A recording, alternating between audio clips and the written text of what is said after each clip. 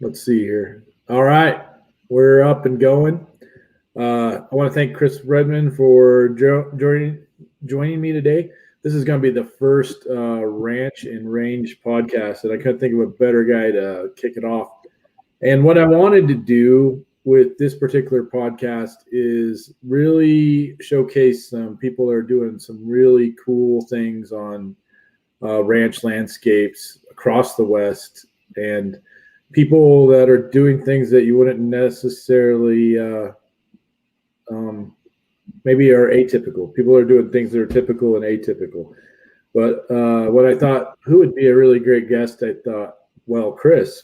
And Chris and I, we talk once every couple months about different things, and I found him to be a really unique thinker, and we've been across some of the similar trails, so we have some common backgrounds, and so I thought this would be a really good, great conversation to start with, and I think all you guys will enjoy Chris as much as I enjoy listening to him and visiting with him. So, welcome, Chris.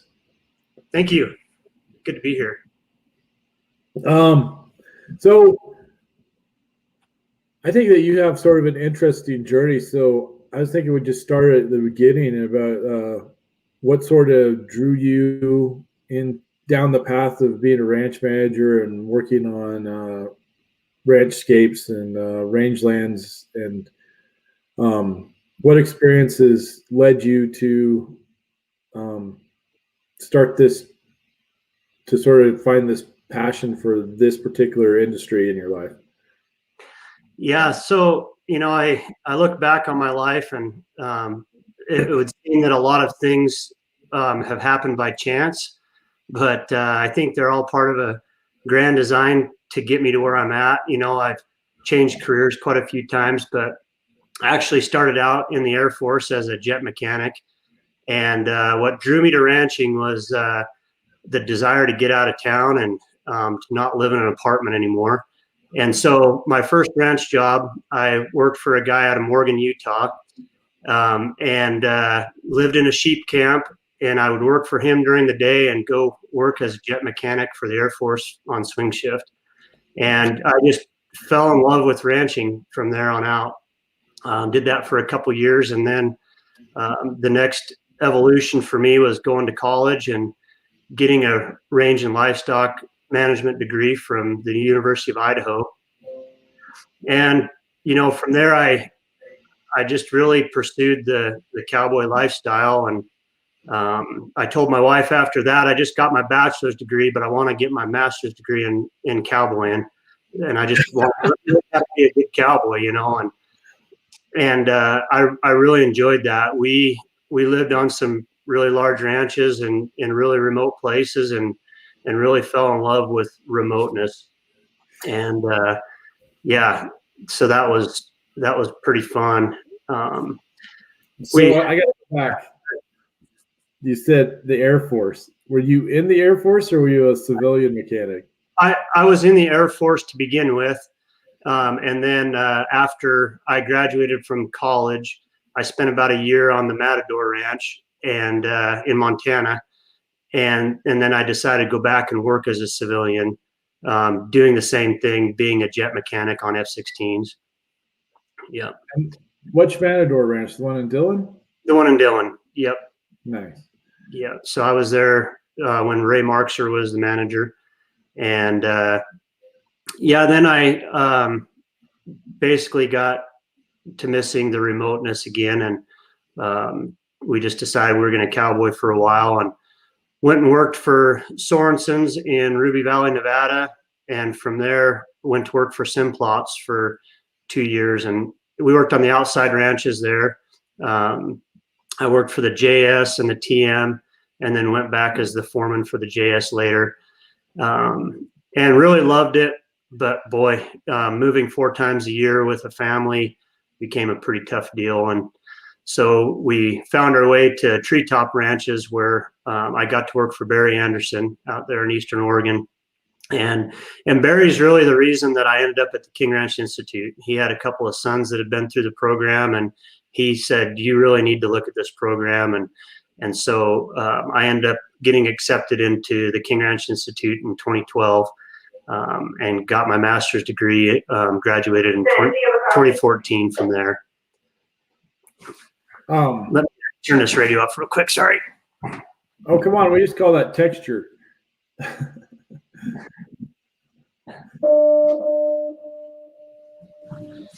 Sorry about that. I thought I had all of them taken down, but yeah. No, this is what I like about doing these type of podcasts with people in agriculture, is because as much as you try, it's hard to keep that part of your life in the background.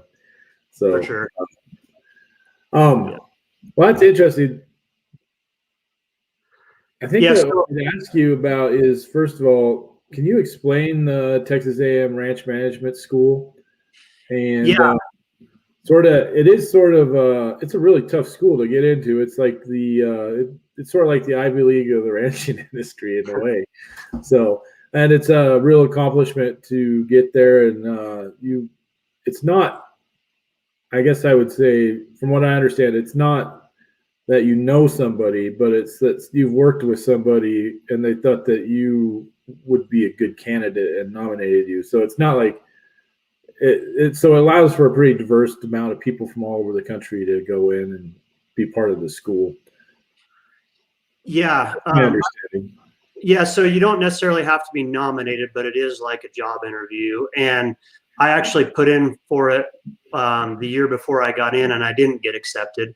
And so then when I didn't get accepted, I went down there and did a lectureship and got to meet the director and see the program, and different students. And so, made sure it was something that I wanted to do. And then I was accepted the next year. But I think the real value of the program, there's a lot of values for sure. It completely changed my life. It completely changed the way I think about my job and ranching in a way that I used to think about, when I was cowboying, what can I get? What benefits do I get? How much autonomy do I have? What can I do to basically drive my own vision forward? And after the Institute, I realized that my job as a manager or an employee is to take the company's vision or the owner's vision that I'm working for and to drive it forward.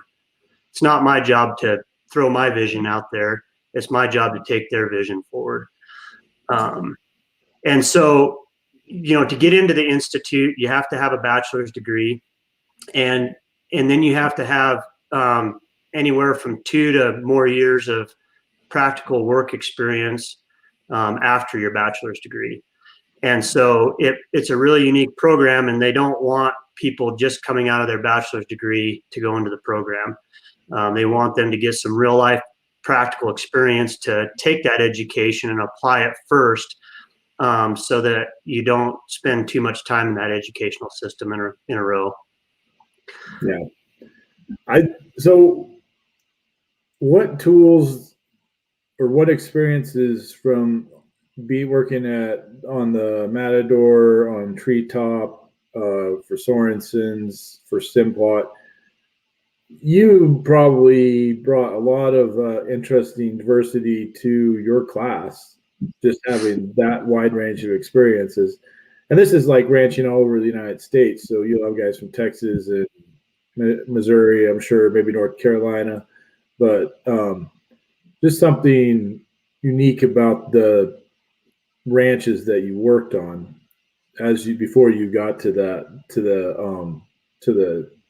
A&M Institute, Ranch Management Institute.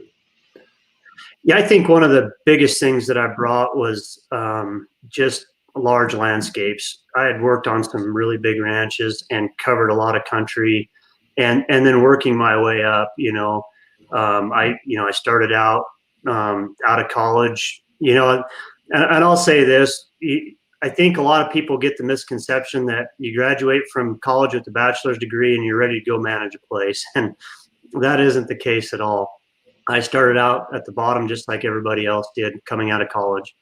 And then I worked my way from the bottom all the way to, before I went to the Institute, I was a unit foreman. So I had my own camp and unit that I took care of there. And so, it just takes time and effort and a lot of determination to continue to grow and progress. What was your project? So my project was a grazing plan for Roaring Springs Ranch. And for those that don't know Roaring Springs, it's just a little over 1 million acre ranch. And they're very concerned about conservation and different endangered species out there. And so it was a grazing plan that took all those things into effect. And anyway, it was a huge project. Not only that, but as you know, in the West, there's a lot of government agencies to work with and around, and so it included all those pieces as well. So it was a big project. Well, it was nice, just because I'm local there. The Burns, we probably primarily work with the Burns BLM, Oregon State, probably NRCS, some other ones, but that part of Oregon and around where those ranches are, the public components of the rangelands, the people that work there are really high caliber and really open to studying these kind of things and working with people. So what a great place to do that type of project at. Yeah, it was. I had a great time, and I learned a bunch. And yeah, it really shaped the way I think about grazing and land management for sure. Really put it in perspective. What was one of your biggest takeaways? I think the biggest takeaway for me is how important it is to take everything into consideration when you're creating a grazing plan. And I mean, people get away with it, but you've got to think about, where the sheep are coming down and when they're going to winter. And you got to, spawning for cutthroat trout and sage-grouse leks and, all those different components. And when you have animals where and what kind of grazing prescription you need for those things, it is very complex. I think that's really interesting. What do you keep in touch with some of the alumni from the management school, and what are they doing, and just interesting things that you followed since you left there? Yeah. In fact, one of my the great mentors that I have is as an alumni. His name is Clint Richardson, and he's now the manager of Deseret Cattle and Citrus down in Florida.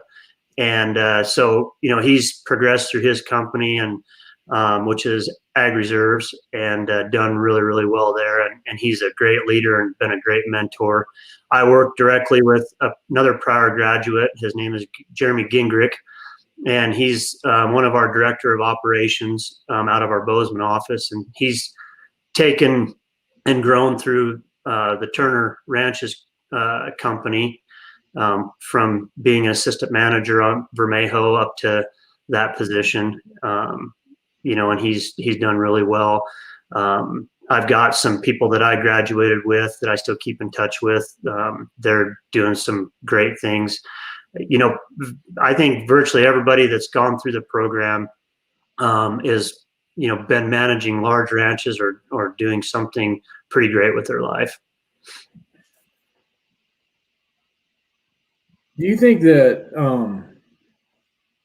I'm trying to search for the right word of the question, but do you think that the people that it probably gets a different type of person that probably has a little bit more drive, and it probably sets the stage for some more innovation? But do you see more rangeland schools and more, and we'll get to all the people that you talk to that are just coming out of schools and stuff here in a little bit, but do you see that range management is sort of a growth thing where there's going to be some innovation, or do you sort of see it as stagnant that needs a little disruption, or what's your feeling on that, having come from the school, knowing the people that you know, and then seeing people coming out of other schools?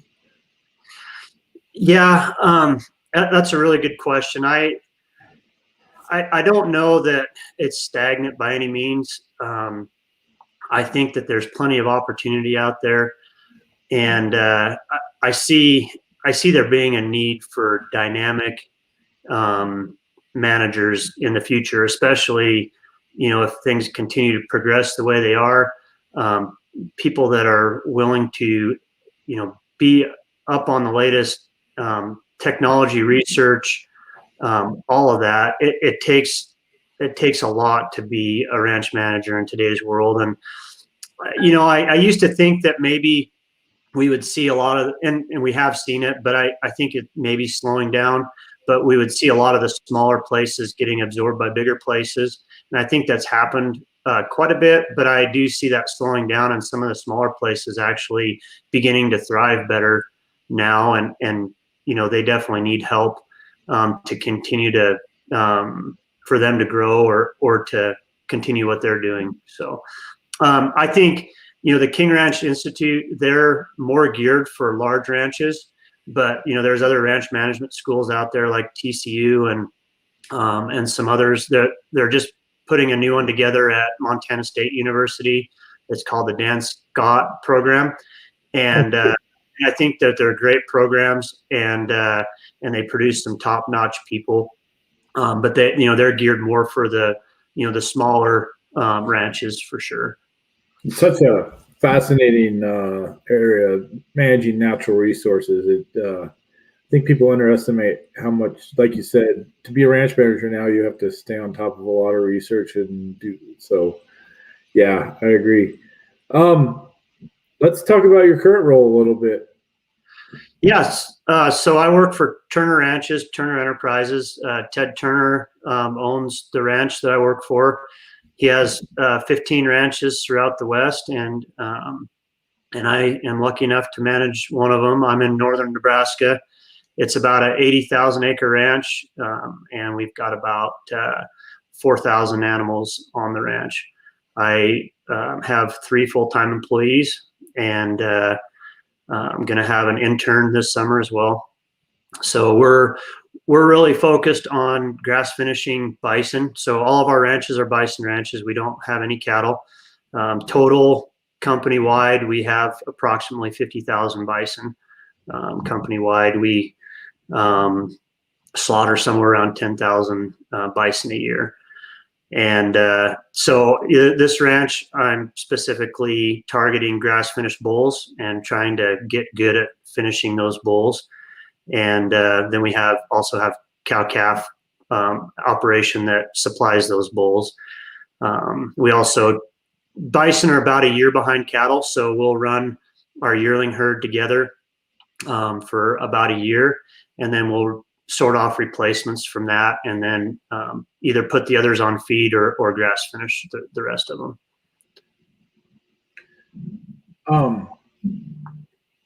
What's the most challenging thing about running bison? I think the most challenging thing about bison is just understanding their flight zone. They're a little bit more flighty, but we had a chance this week to work with Whit Hibbard and doing some stockmanship training, and it was excellent. And we're doing pretty good, but we learned a lot of stuff to get even better.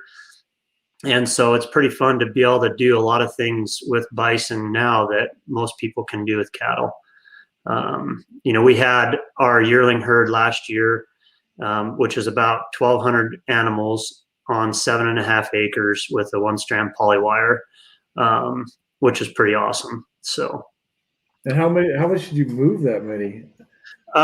So that pasture was 12 hours, but normally when we're on our meadows, we're moving daily moves. When we get in our uplands, we're probably at 3 days per move.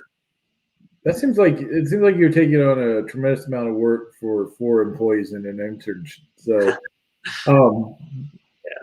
But so you put it in pretty full days every day. Yeah. I mean, we really try to. We work hard, but most of the time, we shoot for 5-day work weeks, and 8 to 10 hour days. But of course, some of that takes a little longer. We just really try to be efficient. and work well together. Work together as a team, and you can get a lot accomplished. Oh yeah. You've been there about a year now? About a year. Yep. Just creeping up on a year here. And I worked for Turner's for just over 6 years. I started out at another ranch in the Sand Hills called the McMurtry Ranch. And then I spent 2.5, 3 years in the HR world for the company doing recruiting and training. Yeah, and I thought that was an interesting thing about your willingness to take that on, because it's such a huge part of, so we get this picture of ranching, and it's nice to be out with the cattle and everything, but to understand those other business departments like HR and that kind of stuff, just got to make a more well-rounded thing. And I thought that was great that you took that on and you did it with gusto. So I thought that was, and you're still in it. I'm still in it. I still help with the recruiting, as you see on the LinkedIn post. I try to help market a lot of our jobs and in our company, really. So, and I enjoy it. It was hard. I'm not going to lie. I mean, it was tough coming off the ranch and doing that, but I learned a bunch. And I think the real value for me was being able to help the rest of our ranch managers, with their hiring. I mean, that's been a lot of fun to see that grow and to see them actually have, a good pool of candidates to choose from. So that's been fun to do that and been helpful. I'll put a link in the thing, but there's this great Turner video that Chris is in, and he was talking about the handling of the livestock or the bison and using low stress techniques. And there's a great picture in there. One of the guys in Montana, and they're in a corral. It's a pretty big corral with some bison, but you can tell this guy knows right where to stand with the flight zones and everything. And he's just so calm, and they're running around. Bison, I used to do another podcast before, and I talked to a guy named Mort Edsby, and he said that everything just happens with bison a lot faster. Mm-hmm. Yeah.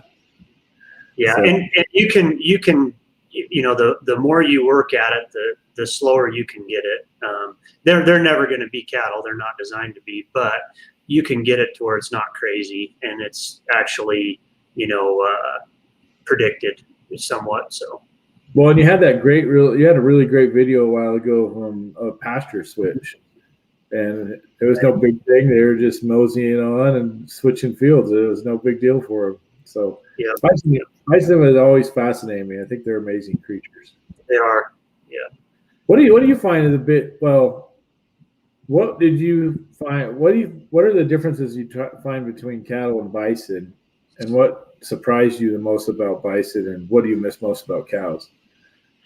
Yeah, so I think for us, and I'm not going to say this works for every bison ranch, but we're really passionate about raising animals that are fit to their environment.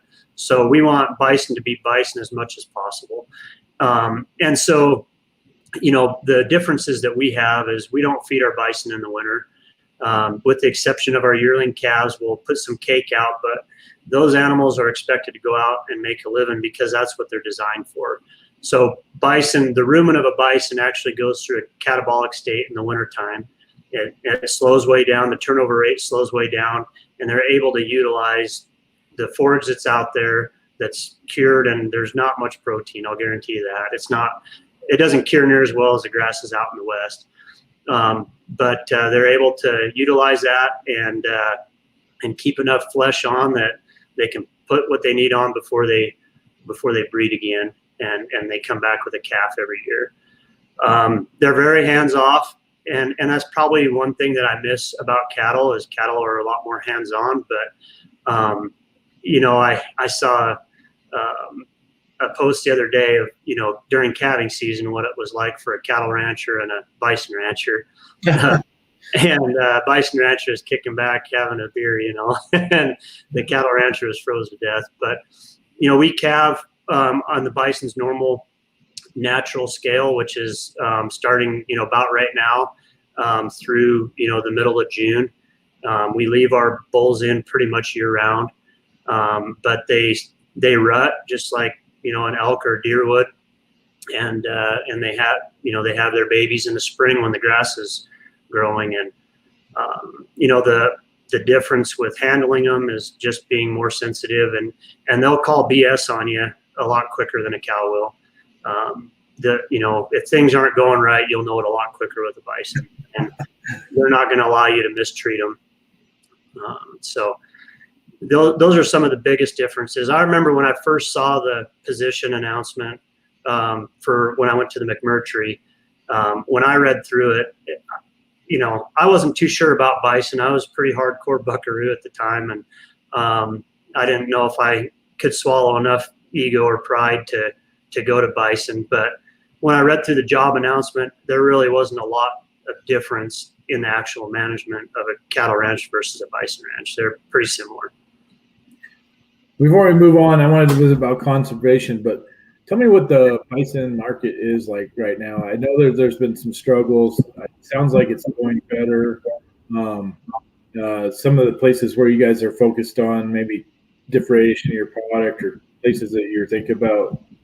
Because I think that bison are evolving. There's more people that seem to be interested in eating bison. And so I think it's going through another little growth spurt. And it could be a pretty good one in the long term. It could put more people on the bison and have it be more of a permanent staple in our foods. Yeah, bison market is super strong right now.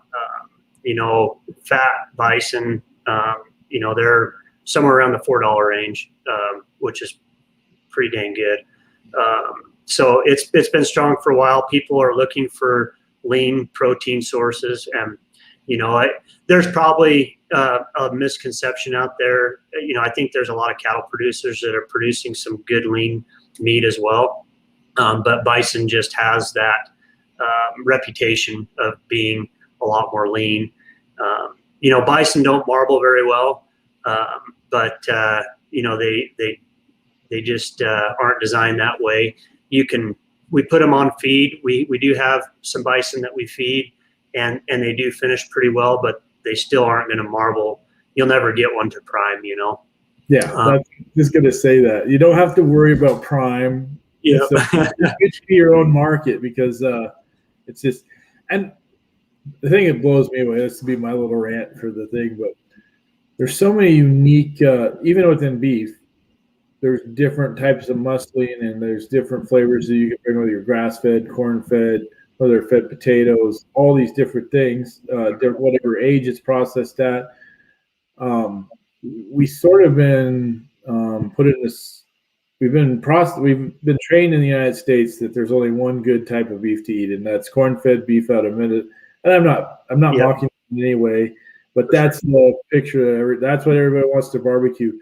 But then we have this plethora, a diversity of all these other really great choices of protein, especially in the bovine type protein.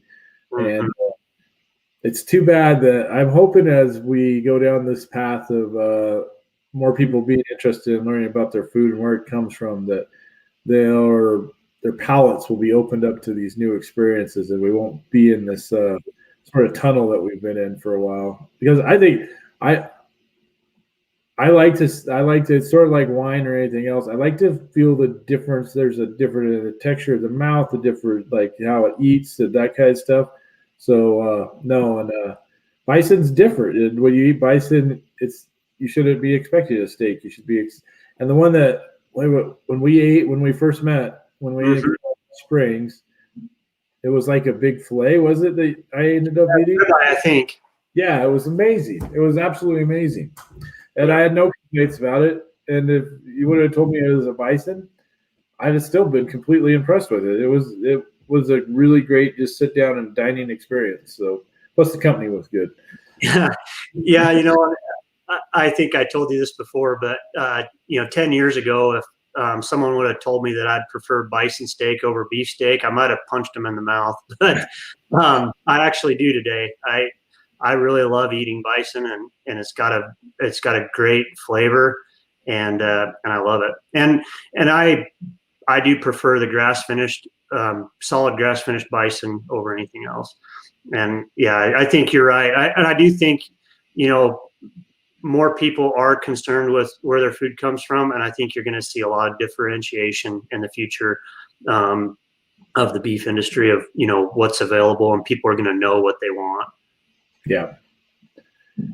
So in your job, just raising the bison and everything's a part of it. But you, like, when I posted this on LinkedIn that we're going to be talking, I'm pretty sure it's sage hen that you were showing, or some sort of plains bird. But conservation that's got to be paramount, one of the paramount parts of your job description. And what things are you working on from that perspective?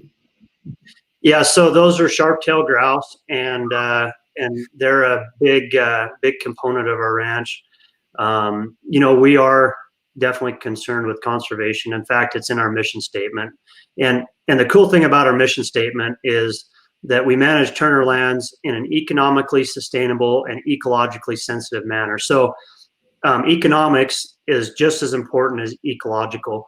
And we call it in our company sometimes attention, but we pull on both sides, and it's really important for us to make good economic decisions, but we're not going to follow economics at the detriment of the land. And so, we do a lot of different projects.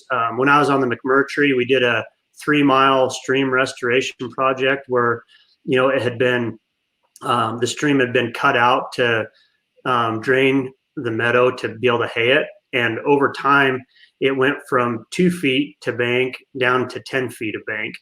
And it basically dropped the whole water table in that meadow. And so we were able to partner with some, like, Fish and Wildlife, NRCS, some different people, and we were able to hire somebody to recut the old stream and plug the straight stream channel and return that system back to its natural function.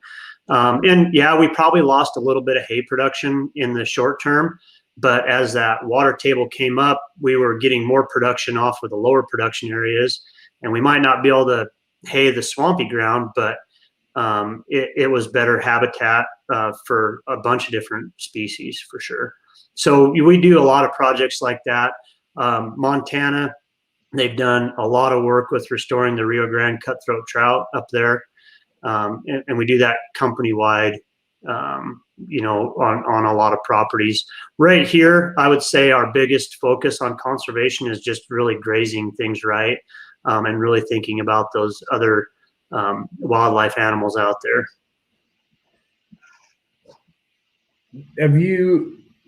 So how long is the place that you're on now been in bison? I think since '98, somewhere right around there. Have they seen any species return of vegetation or grass since it's been the bison and not cattle, or has it stayed pretty much the same? Or has there been anything that they point out and say, here's something that our conservation practices or ecological practices helped out on, or made a difference here, or changed something here? Yeah, so we've actually seen a lot of native species come back that weren't there before. One of the big things that we've seen with our grazing practices, a lot of the meadows had been planted with Reed's canary grass to try to get more production. And of course, if you know anything about that grass, it takes over and it's really hard to get rid of. But with our grazing practices with the bison, we've been able to increase our native grasses into those meadows and decrease the Reed's canary grass. So that's been really cool. And the other thing, I don't know if you've ever looked at RAP data, but we were able to take a look at our ranch and do like a couple-mile buffer outside of our ranch and look at trends over time. And our amount of grass that we grow on this ranch has increased over time, and with our neighbors, it's either stayed static or decreased over time. What's that called? RAP. I can't remember what it stands for, but I'll get a link out there. But it basically takes aerial imagery and shows you data points over time to what kind of production you're getting out of your grass. That's so cool. So I got I'll try and get towards the end stretch of this, but since we're talking about conservation and you were talking about ecological, what do you think in ranching and natural resource management? What do you think the future of ecological services are, as far as like as there's more emphasis on climate change and reversing climate change or capturing carbon? Where do you see ecological services on these big landscapes, these big ranches, even medium-sized and small ranches? Where do you see that going? That's again another great question. I really like looking into the future and trying to see what's coming down the road. Um, and this is just opinion, so take it for what it's worth. But I don't see the carbon capture becoming a big deal, and I could be wrong. But I think the real value is going to come from regenerative ag practices. And yes, that will return more carbon, but I think the real value to people and food systems is going to come from regenerative practices. I hope that it doesn't get into this spot that we've been in with a lot of our ag stuff, where it's overregulated and it turns into money making for third parties. I really hope that value stays with the ranchers that are actually out there doing the work and being ethical. But I really see that as being the future of ranching.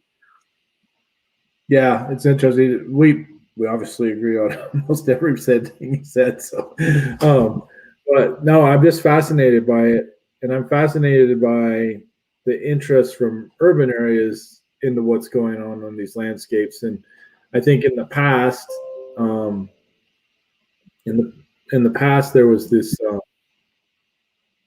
idea that this was somehow detrimental, and how people are. I guess the pendulum swings both ways, and now they're beginning to see that really these ranches and these big spaces have been placeholders from even worse things. I mean, ranching is a pretty benign thing compared to a lot of different ways development can go.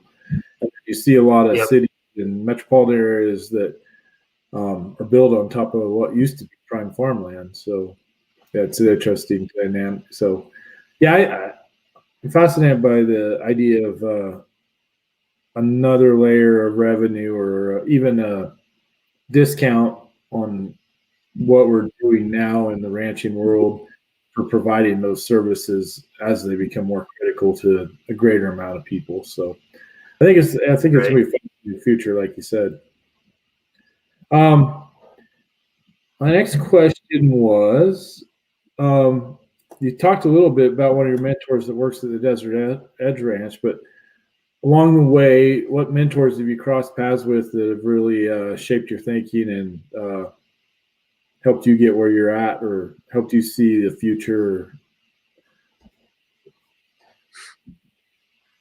Yeah, I think the biggest, Barry, I talked about Barry getting me into the Institute, Barry Anderson, and then Clint being a great mentor, ever since, any kind of ranching challenges I've had, I've been able to call him. And I want to say that I think, there's a real value in having a mentor that's kind of disinterested from what you're doing or displaced from what you're doing, so that you can get an outside opinion. I think that's huge. And, being able to have someone you can trust, that, you can tell them some stuff that they're going to keep it to themselves. But that's been huge for me, having somebody that's not in the middle of what I'm doing that I can talk to about challenges. And then really my boss now, Mark Kostler, he's huge, and he's really shaped my thinking a bunch.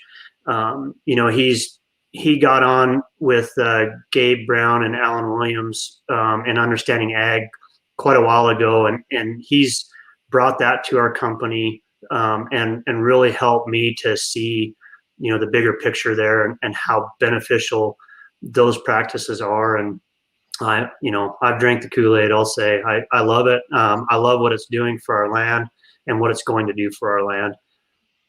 Well, I've never really thought. I read Gabe's book, and I never really thought it was drinking the Kool-Aid, because it's just pretty practical down to earth stuff. So I mean, it's not like It is. a big change.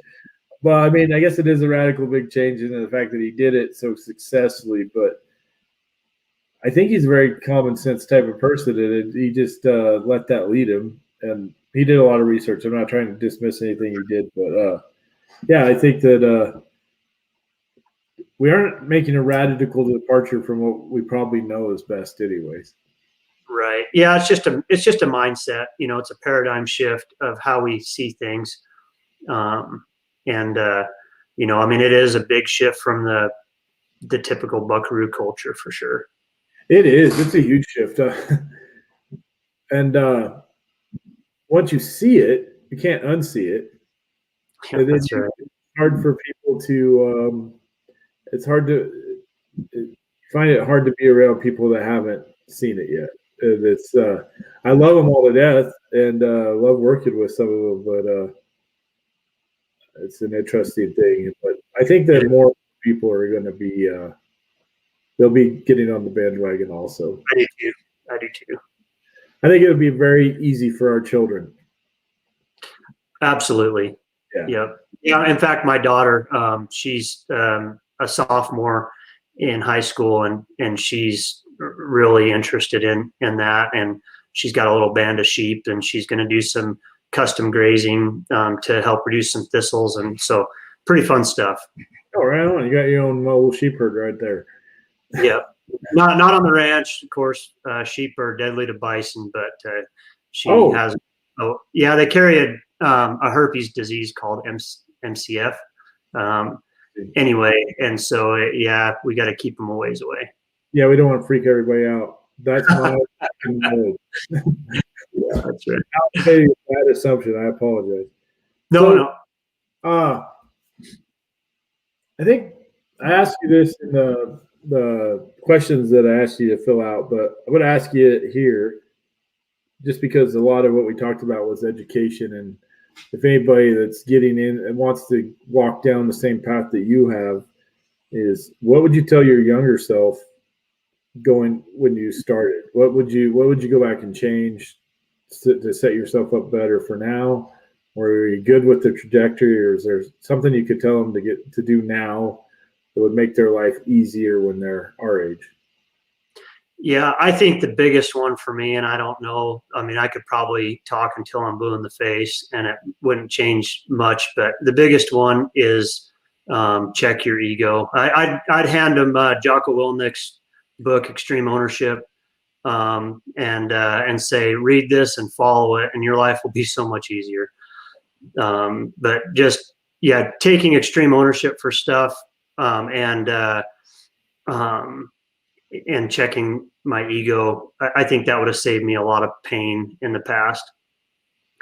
But, you know, I think the other thing I would tell a younger version of myself is to have faith in the future. I think we get so jaded on news and everything else that we think that things are going downhill and things are bad. And, you know, just, I think things are going to turn around. Things are going to be great, and have faith in the future and just keep trucking forward. I think there's the interesting thing about ego and agriculture is in agriculture sometimes we're a humble lot. So yeah, ego sort of tends to get that. But if you look at other industries, maybe they're not as humble. So I think there's a difference between ego and standing your ground, or humbleness and standing your ground. I think while we need to check our ego, I think that's important, and we need to be humble.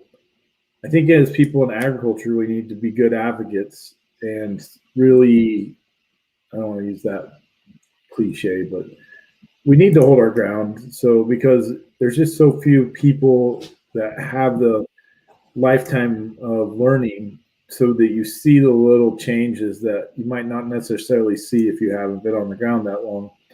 And so you should have confidence and hold your ground, I think. But yeah, I do see the ego. I think where I see where you're coming from with check your ego because of but it's an interesting dynamic because in agriculture we're so conditioned to be humble and then sort of take a back seat. And I don't know that that's so healthy for ranching, for farming right now. No, I think, I mean, I think where I'm coming from more is, when you're standing your ground, to do it in a way where you build relationships instead of pushing people away. And I think, the more relationships we can build, the better things are going to be, instead of finding differences, finding similarities and building on those similarities will take us further down the road than anything else. And I see you do that. And that's one of the things that I had a mentor once tell me that the qualities you see in other people are either qualities that you can find in yourself but might need to work on. So yeah, it's interesting what you see in other people. I always thought that was a really good piece of advice. So what do you think the biggest disruption coming to agriculture, to ranching, to the ranch world is in the next, I hate to put time limit on it, but say like the next decade to the next 50 years? What do you see the big disruption going to be? Yeah, I see the biggest disruption as being talent, finding good people to work on these ranches. And it's not that they're not out there. I think one of the biggest challenges that is in agriculture that I've seen time and again is good, solid leadership. And the lack of leadership has driven more people away from agriculture than almost anything else. And so, good leadership and then the pool of people that to choose from isn't the same as it used to be. You could find a cowhand a dime a dozen out there, and it didn't matter if they were there 6 months or a year or whatever, you'd have another one waiting for the opening. But it's not like that anymore. And I think a person's got to be willing to take someone and train them and teach them how to work. I hear it all the time in my field, especially from ranchers. I can't find anyone that knows how to work anymore or that wants to work anymore. And that's just, it's not the truth. There's plenty of people that want to work. It's just they might not know how to, and you got to teach them how to. They're not going to come with a skill set. And I'm a firm believer that you have to hire for character and train for skill. If you're trying to hire for skill and you throw character aside, you're going to be disappointed every time. Mm-hmm. Yeah, that's a good observation. I see that a lot. There's more and more. There's a limited pool of people that you used to be able to count on that are no longer there. They retired, or they've gone to bigger things where they take on a higher level of responsibility just because of, even with a little bit of experience, it helps a lot. So for sure. Yeah, and the dynamic has changed a lot too. We're seeing a lot more women coming into agriculture. If you look a decade ago at pretty much any animal science program in the nation, you would have seen 75 to 85% male and the rest female. And today it's actually reversed. And so, people have got to be a lot more open to hiring females. And I think that's going to be a big game changer as well. Well, you have a daughter. How many, do you have one daughter or multiple daughters? I have one daughter. Yeah. Yeah. I was raised with two sisters, a very strong family of women. And I was actually, one of the best things I read this week was that Cattlemen Association are going to rename themselves. I thought that's crazy because so much about ranch life is the combination of the husband and the wife. Mm-hmm. A lot of ranches are successful because there's a 50-50 split in the responsibility, and it's not something that happened in recent times. It's something that goes back hundreds of years. And these ranches and these farms would not be what they would be without the women that were part of them. And for sure, taking care of the kids and teaching them values and, like you said, character, that kind of stuff. And it just, I just have to say, Ray, when more women are getting leadership roles and coming into these things, that traditionally were sort of male dominated things.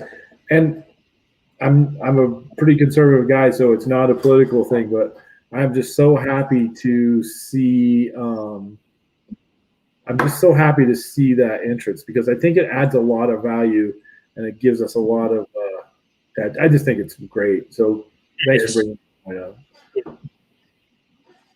up. Then my last thing is, so we talked about what's the biggest disruption. What do you see in the same timeline as the greatest innovation, the thing to look forward to the most? What's your brightest future look like? I think we talked about it a little bit, but I really think, regenerative agriculture is really the thing to look forward to the most, the biggest innovation. We're going to see a lot of technology. I mean, we're already seeing just the beginning of like fenceless systems for cattle, wearing collars and, having imaginary lines there that they can't cross, and GPS driven tractors. We're seeing a lot of different technology there that's really great. And I think we'll still see some of that, but I think the real future is going to be in improving our land and improving our soils. Yeah. And I'll just add one thing to that. Along with that is I think a focus off of, and I don't want this to sound the wrong way, but getting away from this notion of having to feed the world and maybe focusing more on feeding our communities. I see that, especially with regenerative agriculture and people being interested in knowing where their product comes from, that we're going to see a lot more ranchers create relationships with people like mothers with 5 kids, bringing them out to the ranch, showing them the ranch, and then those mothers having trust in that rancher enough to buy their product. And so, having more community-driven systems instead of global trying to feed the world systems, I think is really where it should go. Yeah, I the experience with this couple weeks or last week. We had some guests staying at Airbnb. It was a mother and her boys, and she I have to hand it to her. She was how do you say it? Adventurous. So one of the boys came and did a little branding with us and hung out. And she walked all around the ranch, looked at birds, and just had a wonderful time.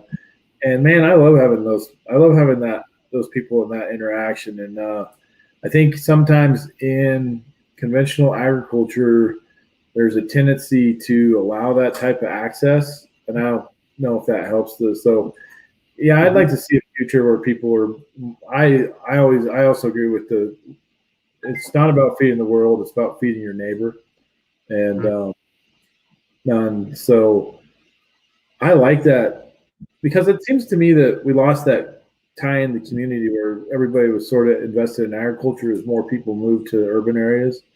Yep. And in the past, they had that deep investment in agriculture. So, yeah, I think that's a pretty bright future. And, anyway. I think the other thing, too, with that is as you feed your communities, it helps us all be more accountable and ethical in what we do. You've got to look the person in the eye and tell them that you're giving them the healthiest product that they can find. Yeah. Anything else on your mind? Man, I was just tickled to be the first guest on your podcast and really, really enjoyed the time.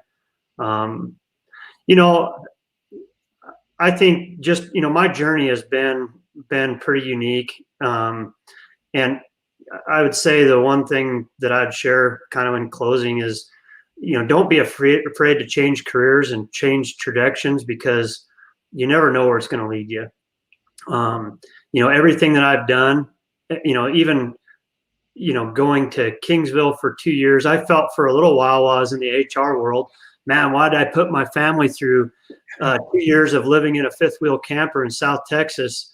to go to school, and now here I am in HR. But everything leads to something else, and I never have regretted any of the steps that I've taken that have brought me to where I'm at, and I'm really excited about where I'm going in the future, and what we're going to do here on the ranch. It's pretty exciting stuff, and everything that I've done has led me to where I'm at right now. Oh, one last thing before we go. I want to hear about processing the bison in the field. Why is that important? Yeah. Go ahead. Sorry. Talk about that. Yeah. So we partnered with a company called Wild Idea Bison Company, and they bring a semi truck down with a cooler in it. They can handle 40 head, and they come down to the ranch, and they'll harvest the animals right out of the field, and it's amazing what that does for reducing stress, reducing bruising. You got to transport those animals down to Colorado for us, and instead they just come out there and they shoot them right there, and then they bring them up to the truck. They process them and get them into halves, and then once they get 40 head, then they head up to Rapid and break them down and package them that next week, and then they go out and slaughter another 40 head. So it's a really, really neat system. And I end up getting some steaks for a little function that we had here, had some guests, and got some ribeye steaks that were actually from our company's animals, and actually my animals on the ranch, and they were amazing. It was amazing, the difference in tenderness and flavor that came from those animals that were grass harvested. And where is there anywhere where anybody can go to get any of them, or is this? Yeah, you can actually go on to Wild Ideas website, and it's almost like a wine following, if you will. People wait for bison to be harvested in different areas so they can taste the different flavor profiles. It's actually pretty awesome. So Wild Idea Bison Company, and you can order online there, and they'll ship it to you direct. I would also highly recommend Dan O'Brien's book. Very good. Yes. So. Yeah. That's good. All right, Chris. I really appreciate you being the first one on, taking the big leap, and maybe we'll circle back around. And I tell you every time we talk to you, I'm dying to get out there, check out your operation in Montana, and can't wait to make it work. So come out anytime. We'll make it happen. So. All right. Well, I really appreciate it, and we'll talk to you in a bit. Okay. Take care. Thank you. Don't leave me yet, Chris. Okay. Oh.